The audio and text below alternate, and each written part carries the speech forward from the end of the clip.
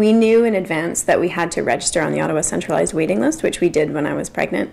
But even doing that, sort of when you're 4 or 5 months pregnant, doesn't guarantee that you're anywhere close to the top of the list.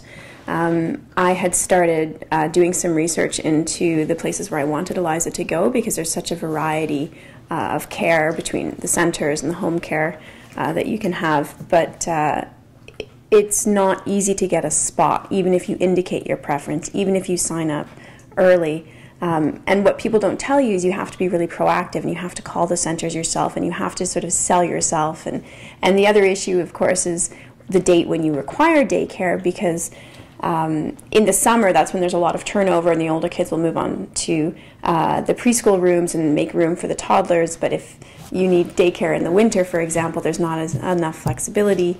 And the other big challenge, of course, is that your maternity leave is only 12 months, but a lot of daycare centres only accept children when they're 18 months, and so there's a 6-month gap which has to be accommodated for. I think that making the system more affordable is a bit of a challenging question, because different families have different needs, and there's different levels of responsibility for different levels of government. I think that the subsidy should probably be looked at, because I know that the subsidies for lower income families are quite reasonable. But I think that the bigger concern is for the parents and the families who are just above the cutoff of the subsidy, and why isn't there more of a sliding scale? So perhaps some families get 100% subsidy, but those who still require care, who can't afford to have their children in licensed daycare because it costs anywhere between $1,200 to $1,600 a month, why is there not? Maybe they could qualify for a 30% subsidy or 50% subsidy, and there would just be a little bit more help to those who really need it. And I think there needs to be greater awareness of this. So the federal government has a universal child care benefit that they give to all families with children under the age of 6 years, and they give us $100 a month. There are 2 others that are available for lower income families, but that's the one that everyone actually qualifies for, and it is grossly insufficient to remotely address any of the costs associated with having a child. Not only that, but it's not tax deductible. So I pay tax on top of the additional $1,200 a year I get from the government.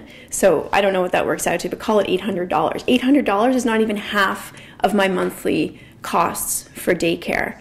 And I think that it's ludicrous, it's window dressing. I think that the government could do a lot better than that. I probably spend between $23,000 and $24,000 a year on my daughter's daycare right now. And I do that entirely out of my own pocket without any assistance from the government, aside from this $1,200. And it's just, it's totally insufficient. I think what the government could do to help us would be to make all of the money that we spend on daycare tax deductible. Because if I could take that off of my salary, then that would actually make a bit of a difference and make it more affordable. But right now, I think there's a cap of $8,000 a year to deduct, and it doesn't even come close to the type of money that we're spending.